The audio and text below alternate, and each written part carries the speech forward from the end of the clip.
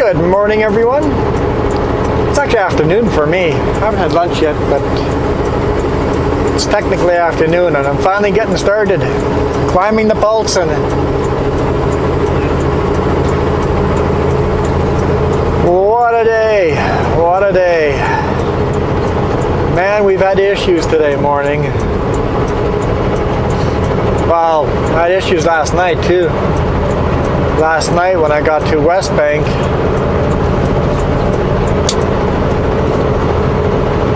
my rear trailer brakes would not release.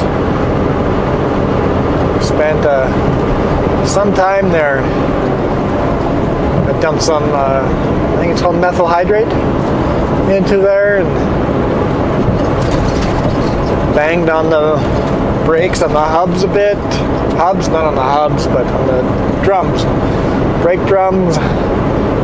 Took me about 25 minutes to get them released. Then I was good to go. Got to Klastikov a little bit late today morning. Got there at 7:30. Not a big deal at all, right? So the problem was I didn't leave until 12.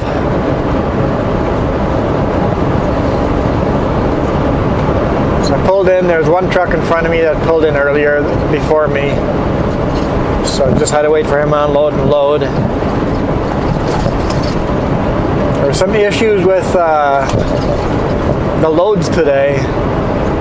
Whoever's in charge of the loads in their office had given us a load that hasn't been built yet, hasn't been put together yet. So the forklift driver was getting pretty frustrated, couldn't find the lumber for my load.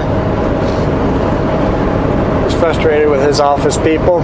And then one of his office people came out, and I don't know what they said, but it really made his day that much worse. So he just parked his forklift in the middle of the road, said, "I've had enough of this."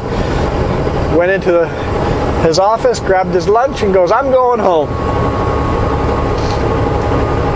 And marched away with my load halfway loaded.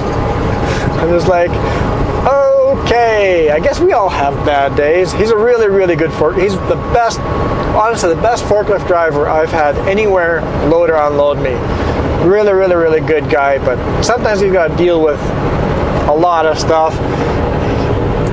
Luckily, I'm a very patient truck driver, but he gets impatient truck drivers, and then he's got office getting him to load loads. They make mistakes that don't exist yet, so he gets frustrated with all that. And so they caught him up front in the front office and called him in and had a conversation, and they assured him that they won't do that again to him.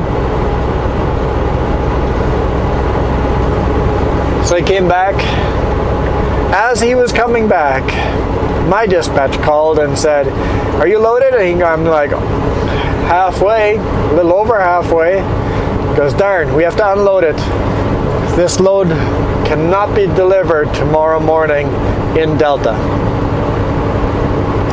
I'm like, "So you're telling me I have to go tell a forklift driver that's having a really bad day that he now has to unload my load?"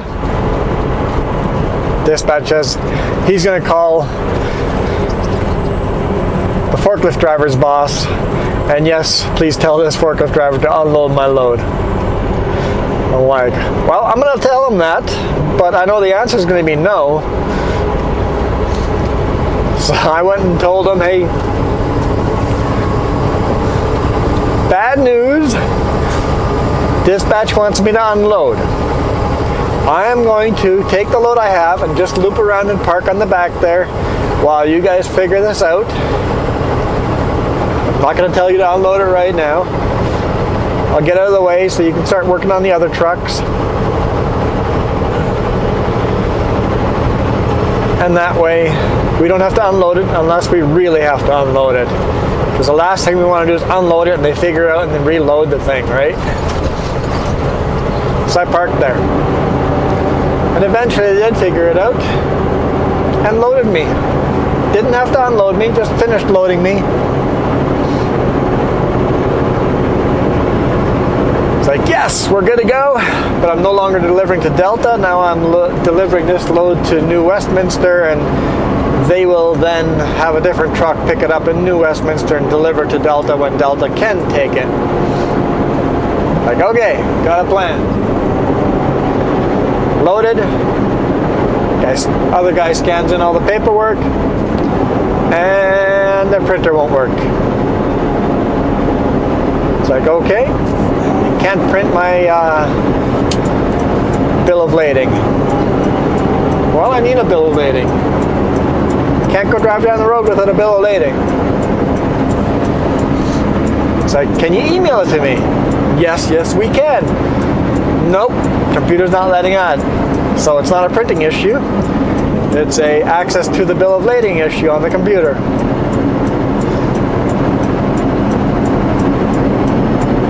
So eventually, I went and talked to the office people, and they said, yes, they can email it to me. Once they figure the computer stuff out, they'll email it to my dispatch. Dispatch can email it to me. They prefer to do that through dispatch, not through me. Like, sounds good. So I wrote up a bill of lading, just a manual written loaded lading. I have to do that anyway for our company. They like that. That's what gets me paid. So at least I have a handwritten bill of lading, so I'm legal on the road. So I'm like, okay, good to go. Because I've looped around, I'm parked in a different location, I can't loop around and exit there. Now I have to loop through the lumberyard. So I got in the radio on their frequency and asked them if I could come through their lumberyard past their scale, and they said, nope, not right now, give them a few minutes. So it was about 7 or 8 minutes, and it's like, okay, I'm clear to go.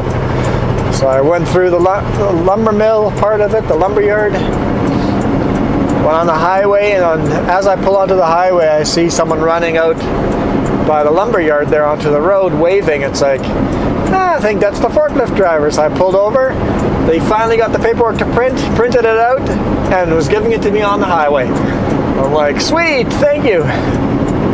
Like I said, he's an awesome forklift driver. He was just having a bad day and was fed up with it. So I think we've all had those days. It's kind of funny. I'm glad he didn't have any impatient truck drivers. 2 other guys pulled in behind me, so there was 3 of us waiting. We're all of us were patient. So we're good to go. I heard on the radio that someone jackknifed coming into Castlegar on this highway. So maybe it was a good thing we had to wait that long. They cleared it all up by the time I was coming up the hill, so that was good. So I'm headed to New West. Will I make it there tonight? I think so. There's a good chance I won't make it, but I think I will. We are now that tight on hours that I might not make it there tonight. The other thing I have to ask dispatch is, what load am I getting tomorrow? Basically, am I getting a US run or a Canadian run? How many hours do I need to take off tonight? If I don't make it to the destination, I need to know that. If I make it to the destination, I can just wait on the yard to go on duty. But if I don't make it there, well then I would like to get going as early as I can tomorrow morning, which would be, if I'm getting a Canadian load, I only need 8 hours off. But to run in the US, I need to have 10 hours off.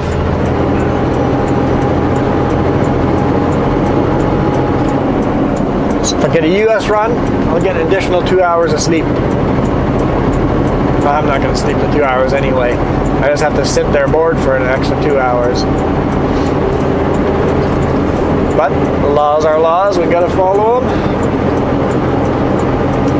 Stuff is pretty slippery, but wherever the sun is, there's grip, and where there's shade, there is no grip. So hammer down, see if we can make it up this last little climb here. Manual right about now. Start downshifting, so I got higher RPMs. That way if I slip, I can go let off the throttle a little bit and regain the throttle at lower RPM. It seems to work better. It seems to give me a little bit of extra space to slip and slide. as I lower the speed here, I've got the power divider lock on already, but as I lower the speed, I'm at 60. I wonder if they'll lock in. Well, that one did. So the rear axle did. The front axle, oh, there it goes. The front axle locked in as well. We are locked in. Right now I have 8 tires pulling me up instead of just the 4 I was with the power divider lock. Normal highway driving, we only have 2 tires pulling me. Okay, if we can keep that one tire here on the wet stuff, I'll be good. Yeah, should be no problem. No problem. No chaining up here today. We'll see what Manning Park looks like. I might have to really take my time in Manning Park going down those hills. It might be frozen by then. Apparently Vancouver itself has got ice, rain, and snow, so that, I think the biggest reason if I don't make it will be Vancouver traffic not knowing how to handle the weather. But that's still, 9 hours from now. A lot of things could have changed by then.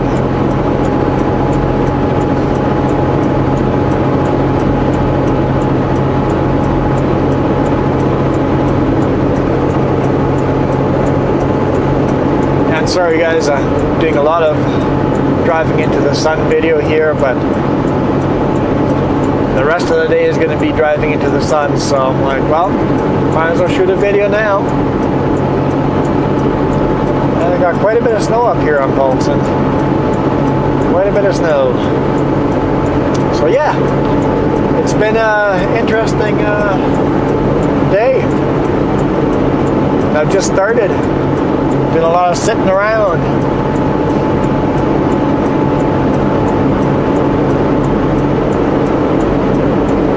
There we go.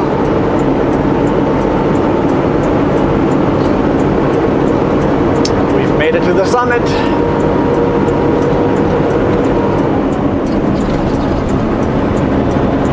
Take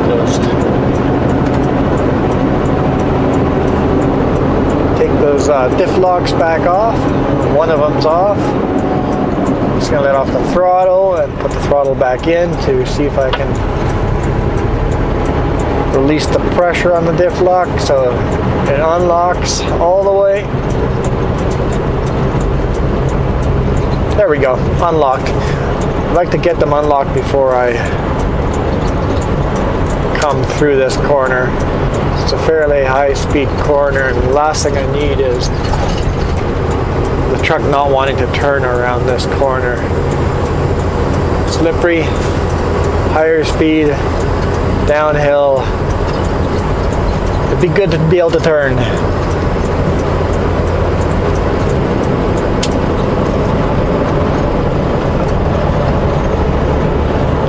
I've got my jake brakes on. I see there's one strap that's flapping in the wind a little bit. Okay. Can't see which one's on the second trailer. Probably strap number 2 or 3. I will snug that up. Snug that up a little. Got a brake check up here, so I'll tighten that all up here while I do that. So thank you guys for watching. We'll see you guys tomorrow. See what I get to do tomorrow. Those clouds look kind of unique.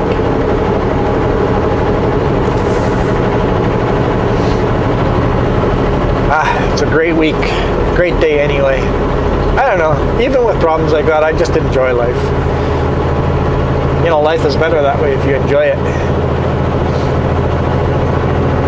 Thank you guys for watching. If it's not a terrible idea, hit that thumbs up. See you.